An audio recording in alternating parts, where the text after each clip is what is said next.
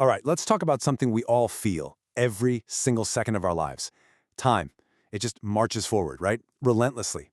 But what if that feeling, that constant flow, isn't a fundamental law of the universe at all? What if it's something that's actually built by information itself? Today, we are going to unpack a pretty radical idea that suggests exactly that, the law of immersive recursion. It all kicks off with a question that's so simple, it's almost weird to think about. I mean, seriously, why is your memory a one-way street? You can remember what you ate for breakfast this morning clear as day, but you have absolutely no idea what you're going to have tomorrow. This simple little observation, it points to a massive puzzle right at the heart of reality. And here's that puzzle, laid out right in front of us. On the left, that's our life. That's how we feel time. It's a river, it flows in one direction, it's messy, it's irreversible. But then you look to the right and you see how a physicist sees it. To them, time is just another coordinate, like up-down or left-right. It's totally reversible. The fundamental laws of physics couldn't care less if a process runs forwards or backwards. So, how do we bridge that enormous gap? Well, a potential answer comes from this fascinating concept called the Law of Immersive Recursion. And this idea, it doesn't just tweak our understanding of time, it basically says we've been looking at the whole thing backwards. It suggests that time doesn't just happen, it's built. So what in the world is immersive recursion? You know, at its heart, it's really just a process of self-reflection. Picture a piece of information, and it's looking at itself in a mirror. That reflection creates a brand new, more complex piece of information that contains the memory of the original. It's this constant layering process, where every new layer is built directly on the memory of the one that came before it. And this is where things get really wild. This leads to the most radical idea of all. Time isn't the container that this process happens inside of, no. Time is the process itself. It doesn't exist on its own. It emerges. It's generated by this constant unfolding act of self-reflection. Okay, so if time is generated, how does that actually work? How do you get from a simple rule to the one-way street we all experience? Let's walk through it. Let's see how time gets built, layer by painstaking layer. The process, when you break it down, is surprisingly simple. Step 1, you start with just a single piece of information. Then, step 2, that information reflects on itself. That very act of reflection generates step 3, a brand new, more complex layer. And why is it more complex? Well, because of step 4. It now contains the embedded memory of the layer that came right before it. We can even write this out as a simple formula. Now, don't let the symbols fool you, it's not that complicated. All it's saying is that any new state of information, let's call it I sub n, is just the previous state reflecting on itself. Or, to put it another way, each new moment is born directly from the one that just passed. It's a chain reaction of self-reflection. So, this is the key question. What makes this a one-way street?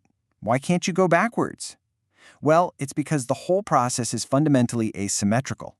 The new layer remembers the old one, but the old one has zero knowledge of the new one that's about to be built on top of it. Information only ever piles up in one direction, forward. Trying to go backward would be like trying to unbake a cake. You can't do it. You'd have to destroy the entire structure. Let's just watch this in action. Let's say we start with the simplest thing possible, just one single bit of information. Okay, after its very first self-reflection, the complexity doubles. Boom. Now we're at 2 bits. Then that reflects on itself, and the complexity doubles again. Now we're up to 4 bits. And one more step, and you can see this exponential explosion. We're at 16 bits.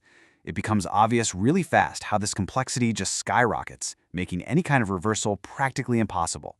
The information just keeps getting deeper and deeper. But you know, this isn't just some neat mathematical trick. This idea of an arrow of recursion connects so beautifully to some of the biggest unsolved puzzles in all of science. It actually provides a single, kind of elegant explanation for a whole bunch of different things. And this right here, this just shows the incredible unifying power of this whole theory. Look at the top row, the psychological arrow. Why we remember the past is explained because our minds are literally built from layers of past reflections. Check. Next, the thermodynamic arrow, the famous rule that things get more disordered over time, what physicists call entropy. Well, recursion explains this because each new step naturally adds more complexity and information to the system. And finally, the cosmological arrow, the fact that the universe is always expanding.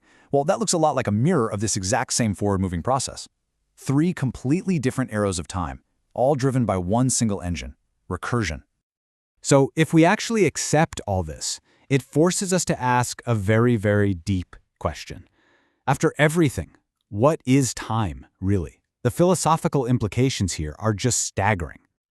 The first huge implication is that our entire idea of time as this background dimension, this river we're all floating down, it's just wrong. It's not something we exist within. Instead, time is something that emerges from the process. In a way, it's kind of like the trail left behind by the universe, constantly looking at its own past states to create the next one. I absolutely love this quote from the source material because it just nails the entire idea perfectly. The river flows not because time exists. Time exists because the river flows. The flow, the process, the recursion, that's the fundamental thing. Time is just the name we give to that flow. So when you put it all together, this one powerful idea offers a single answer to our biggest questions. It explains why time only moves forward.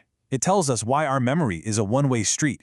It gives us a reason for the universe's growing complexity. And it even helps us understand on a personal level why our own self-reflection creates such a powerful feeling of time passing. And all of that brings us to the final, lingering question.